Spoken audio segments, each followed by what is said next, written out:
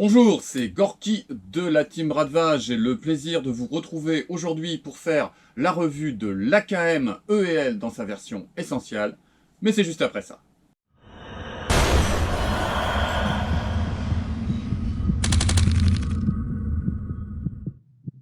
En introduction, bien sûr, je souhaiterais remercier Airsoft Entrepôt qui continue à honorer notre partenariat et qui m'a envoyé encore récemment une Sima, donc dans la version sport, et une Bolt, mais on en parlera dans une autre revue.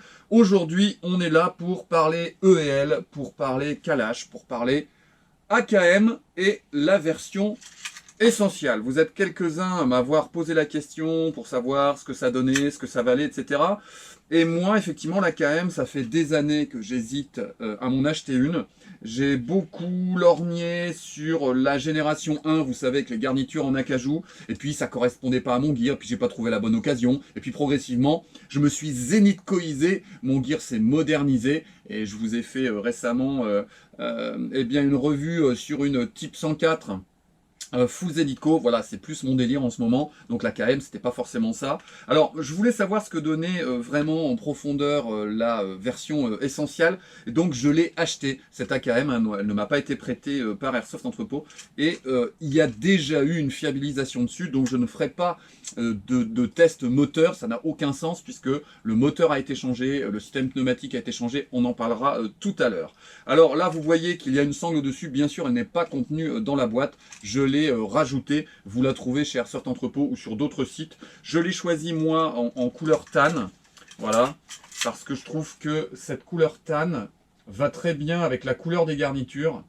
On en parlera tout à l'heure des garnitures, on est sur des garnitures bois marron. Je trouve que si on prenait la version OD, ça faisait vraiment sapin. Donc voilà, moi j'ai préféré tan, je trouve que ça fait vachement old school, c'est hyper sympa. Alors, lorsqu'on la sort de la boîte, on voit tout de suite qu'on a affaire à du haut de gamme de chez EL. Pourquoi je dis haut de gamme? Parce qu'on a rarement une qualité pareille en termes de finition, garniture et volume en acier. On a un bloc dans les bras, on a vraiment l'impression d'avoir l'arme véritable, même si à mon avis vous êtes très peu nombreux à avoir pu avoir une AKM entre les mains. Là vraiment on se dit, quand on arrive à ce niveau de réplication et ce niveau de gamme sur les externes, faut être vraiment extrêmement satisfait. Sur la manipulation, on est sur quelque chose bien sûr de très archaïque. Les organes de visée tombent sous les yeux, sont plutôt intuitifs, mais ça n'aura jamais bien sûr la valeur d'un point rouge. La hausse est réglable, elle est très jolie. Regardez, cette petite surpeinture là de couleur est vraiment très très sympa. On n'est pas sur un blanc extrêmement franc, ça amène un petit côté old school supplémentaire. Par contre, eh bien, on est sur une réplique qui est déséquilibrée sur l'avant, qui met un poids sur l'épaule de soutien qui est considérable. Il faudrait presque que je la prenne jusque là pour l'équilibrer. Pourquoi? Eh bien parce que nous avons un canon en acier, et que ce canon en acier, s'il nous fait plaisir et qu'il amène un côté éternel à la réplique, eh bien malheureusement va amener ce déport sur l'avant. Donc il va falloir avoir une certaine condition physique pour la manipuler. Quand on la regarde comme ça, on peut apprécier certains petits marquages. Ici, là, sur le côté, on a un marquage 1976, la petite étoile et le numéro de série. Je ne sais pas si vous allez bien le voir à la caméra. Voilà. De l'autre côté, les marquages de sélecteur de tir. Que moi, je reprendrai peut-être au Posca, mais peut-être pas sur celle-ci. Parce que bon, dans la version old school, c'est pas forcément le bon truc. Et sinon, en dessous, bah écoutez, on n'a rien du tout. Donc c'est très minimaliste en termes de marquage. Donc les amoureux des marquages multiples, eh bien, n'auront rien d'autre à se mettre sous la dent. Alors, quelques chiffres maintenant. Le premier chiffre, c'est que nous sommes sur une réplique à 219,90 €, ce qui est très très bas. Imaginez que pour avoir l'équivalent chez LCT hors frais de port, on est à 390 €. Vous imaginez le delta de prix, il est considérable. On est sur une réplique full acier et bois, on en parlera tout à l'heure sur le passage à l'aimant.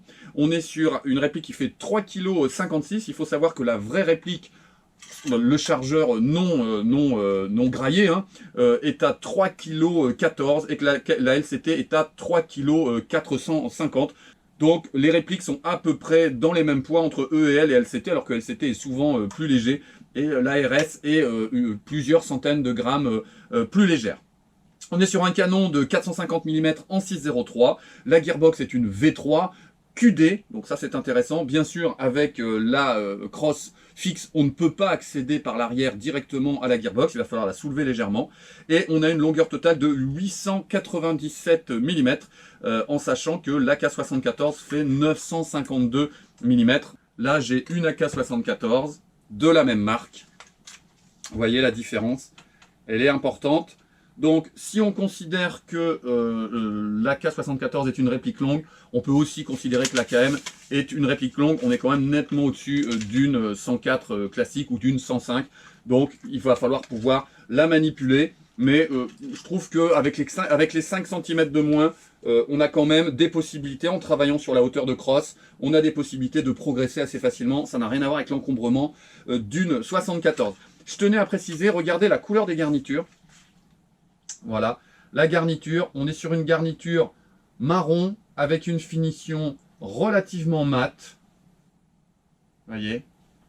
Alors ça plaît ou ça plaît pas, je sais que Nikolai, notre mécanicien, trouve que ça fait un peu trop fini, un peu trop propre, et qu'il y a un côté un petit peu plastique bien imité. Bon, on n'est quand même pas sur du plastique bien imité, mais je vois ce qu'il veut dire. Regardez la différence avec les premières générations, qui était beaucoup plus brillante, vernie, avec un côté plus acajou. Vous voyez. Là, c'est pareil, on aimait ou on n'aimait pas. Mais c'était un petit peu la touche des EL. On remarquait à la garniture acajou. Moi, j'avais déjà une AKM que j'avais modernisée. C'était une LCT, je vous l'avais déjà présentée. Quand on pense que AKM, c'est plus du tout porté par les forces spéciales, que l'armée russe ne les utilise pas, c'est comme l'histoire des Smerch. Hein, bien sûr que le Smerch, on en trouve encore dans l'armée russe, c'est pas si dépassé que ça. Nous, on a pas mal de photos RS. D'ailleurs, on fera un jour une revue qui va normalement, enfin, l'idée, c'est un peu de déconstruire les grands discours qu'on peut entendre sur il faut pas ceci, il y a plus cela. Et en fait, bah, quand on a fait l'armée, on le sait bien que en opération sur les terrains, même dans les manœuvres, quand on fait notre service militaire en France, eh bien, on s'adapte, et puis il va y avoir la réglementation caserne, on va dire, et puis quand on sort des casernements, on adapte les choses, voilà. Et donc de l'AKM modernisé, ça peut donner ça, voilà, ici, avec les garnitures de la poignée tactique, de l'extenseur de levier d'armement, et puis des petites choses dans la gamme Zenitco, que je vous ai déjà présenté régulièrement. Donc il ne faut pas se dire, voilà, je ne pourrais pas faire évoluer mon AKM si celle-ci était complètement modifiée, elle est totalement modernisée et elle passe parfaitement avec mon gear. Si on repart sur cette version essentielle, donc je vous ai dit, hein, je ne vais pas pouvoir vous parler des performances initiales. Lorsqu'elle a été testée par mon mécanicien, eh bien on était sur une réplique qui avait une étanchéité moyenne mais qui néanmoins tirait aux alentours de 400 fps. Alors c'est pas trop problématique puisqu'on a cette gearbox qui permet de changer le ressort, mais pour aller jouer en association, au minimum, moi il fallait que je change le ressort. Néanmoins, on a pu remarquer que la réactivité était étrangement moins bonne que d'habitude, ce qui nous a laissé penser qu'on n'était pas forcément sur le moteur habituel. Et donc assez rapidement, moi j'ai attendu que Nikolai puisse ouvrir cette réplique pour voir ce qu'il en était. Déjà, alors je vais essayer de vous mettre quelques petites photos parce qu'il m'a pris des petites photos au moment où il a fait de la mécanique. Déjà au moment de l'ouverture de la gearbox, quand il a sorti la gearbox, il a vu que cette gearbox était sur bushing et non pas sur roulement. Donc on est plutôt sur des systèmes de petites rondelles, d'accord. Alors il y en a qui préfèrent l'un, qui préfèrent l'autre. Bien sûr la rondelle, on va pas avoir de casse au niveau des systèmes de roulement, mais on a quand même plus de contraintes mécaniques quand on est sur rondelle que sur roulement. Et là, c'est un petit recul puisque les gearbox EL habituellement étaient sur roulement. Deuxième chose, je vous mettrai la petite photo aussi, on n'a plus de guide ressort sur roulement à billes et il y a une petite pièce en plastique qu'il n'y avait pas sur le guide ressort précédent. Je n'ai pas trouvé la possibilité de changer ce guide ressort parce que c'est un guide ressort propriétaire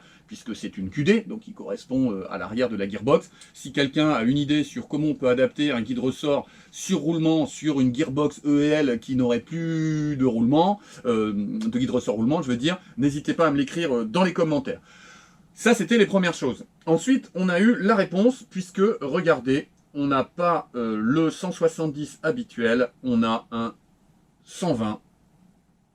Et donc ça, c'est une des mauvaises surprises à l'ouverture, qui explique aussi pourquoi, eh bien, il y a moins de couple et pourquoi il y a moins de réactivité. Donc bah voilà, moi moteur EL en 120, je l'éjecte immédiatement et vous verrez que ça va faire monter le prix de la réplique. Alors moi j'ai pas fait un gros upgrade. Au vu de ce que j'ai trouvé à l'intérieur de la gearbox, moi je considère que j'ai fait une fiabilisation. Si c'est pour jouer avec et avoir une casse piston, ou si c'est pour jouer avec et être mécontent parce que bah, c'est pas assez coupleux, c'est pas assez réactif, et comme sur cette réplique old school, je veux pas monter de titan, c'est pas la peine. Donc moi je préfère à la première ouverture changer ça. Donc je change le moteur.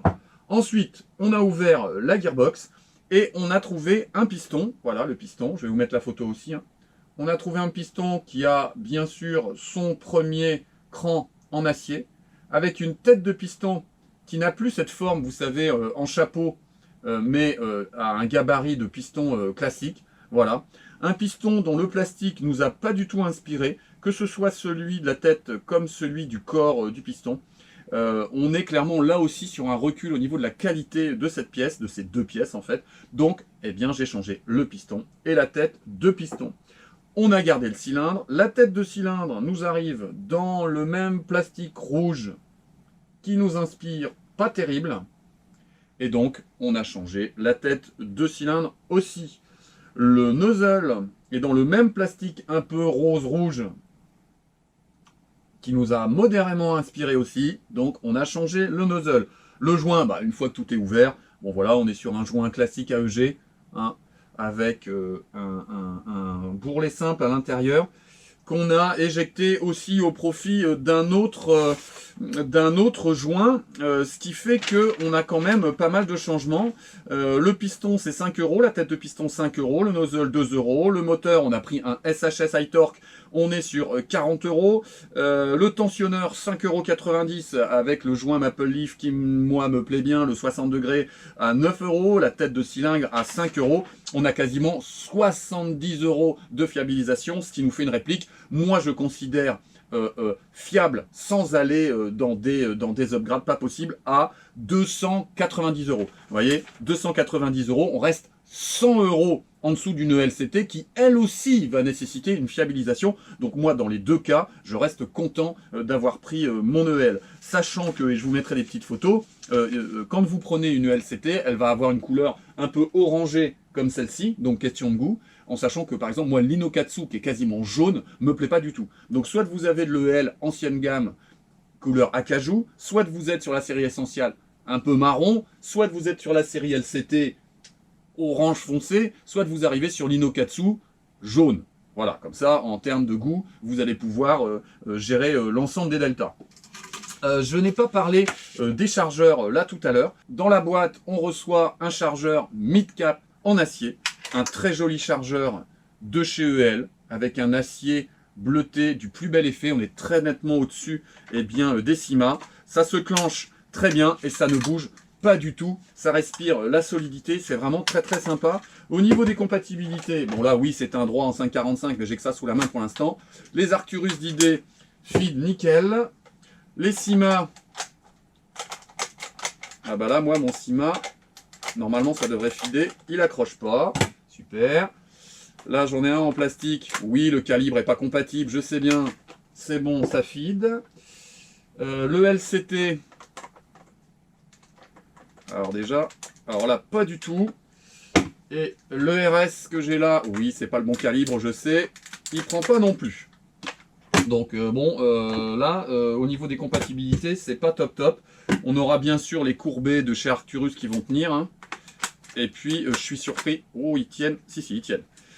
Et je suis surpris que le CIMA passe pas. Normalement, CIMA passe dans EL. Je sais pas pourquoi celui-ci ne passe pas. Bon. On va passer maintenant sur les points négatifs et les points positifs. Moi, je trouve qu'en sortie de boîte, si vous vous retrouvez avec une réplique qui tire très fort, on va avoir un ennui, c'est-à-dire ne pas pouvoir la jouer, être obligé de l'ouvrir avant même la première partie. Ça, moi, je trouve ça un petit peu compliqué, mais quand on achète EL, de tradition, on sait que c'est possible. Par ailleurs, j'ai vu des commentaires sur les sites Airsoft Entrepôt avec des gars qui, en sortie de boîte, étaient aux alentours de 350 FPS. Mais ça, c'est un peu EL, c'est au petit bonheur la chance, d'accord ? Par contre, le changement de ressort, c'est très probable que vous y soyez contraint. Ensuite, moi j'ai trouvé l'étanchéité plutôt moins bonne que d'habitude, la réactivité, problème de moteur, plutôt moins bonne que d'habitude, L'ensemble pneumatique, clairement, ils ont fait des économies. Et selon moi, la fiabilisation, et j'ai pas dit l'upgrade, il y a une fiabilisation qui est nécessaire pour avoir un fonctionnement optimal et au moins cohérent avec la qualité de l'externe, que j'évalue aux alentours de 70 €. Donc je considère que cette réplique, lorsqu'elle sera fiabilisée, on considère qu'à 290 €, on est à peu près bien. Ce qui nous amène, je le redis encore, 100 € en dessous d'une LCT non fiabilisée. Donc ça reste très intéressant pour moi. La meilleure EEL du marché en termes de rapport qualité-prix fiabilisé, c'est celle-ci. Les points positifs. Le prix, ça veut dire que quand on n'a pas touché la réplique et qu'elle est à 219 €, avec ce niveau d'externe, on a de la marge. Première chose. Deuxième chose, un externe que moi je trouve fantastique. Je la trouve kiffante, magnifique. Mon petit, quand il est venu, là, j'ai un gamin de 13 ans qui attend d'avoir l'âge pour faire l'airsoft. Il l'a vu et il l'a trouvé fantastique. C'était maintenant sa réplique préférée. Et bien sûr, nous avons une Gearbox QD. Ils n'ont pas reculé et remis les anciennes coques de Gearbox. Ça aurait été vraiment un monde. Voilà, vous étiez quelques-uns à m'avoir posé la question de ce que je pensais de cette série. J'espère avoir fait à peu près le tour. N'hésitez pas dans vos commentaires, si vous avez acheté cette série essentielle, à nous parler de votre modèle et si vous avez rencontré les mêmes soucis et si à l'ouverture vous avez découvert les mêmes choses. A priori, je pense que oui. Est-ce que vous avez utilisé en partie le système pneumatique de base? Est-ce que vous en êtes content? Moi, je considère que ça n'est pas la peine de partir en prenant le risque d'avoir des casses dans cet ensemble pneumatique, alors que on vient d'acheter la réplique, autant la fiabiliser, quitte à économiser un petit peu, à mettre les mains dedans, ou passer par un mécano, et puis être tranquille ensuite. Voilà, n'hésitez pas à liker cette revue, à vous abonner à notre chaîne, à vous abonner à notre Instagram Team Bradva, à vous inscrire aussi sur notre Facebook. Régulièrement cette année, on organisera des parties. La semaine dernière, le week-end dernier, on a organisé une partie. On s'est beaucoup amusé sur le terrain de la Chacal Corp. Un grand merci aussi à l'AFBA, Nathan et tous ces gars qui participent très largement à la rénovation du terrain de la Chacal Corp. Ils nous ont refait entièrement la safe zone et travaillent dans les différents forts. Les gars, lâchez rien, c'est un vrai kiff. Vous avez fait un boulot de malade. Tout le monde devrait vous remercier de ce que vous avez effectué sur ce terrain. En attendant, prenez soin de vous. N'oubliez pas que loisir rime avec plaisir. On ne se prend pas la tête. On est bienveillant sur les sites communautaires. Et en attendant, profitez bien de l'airsoft. Au revoir.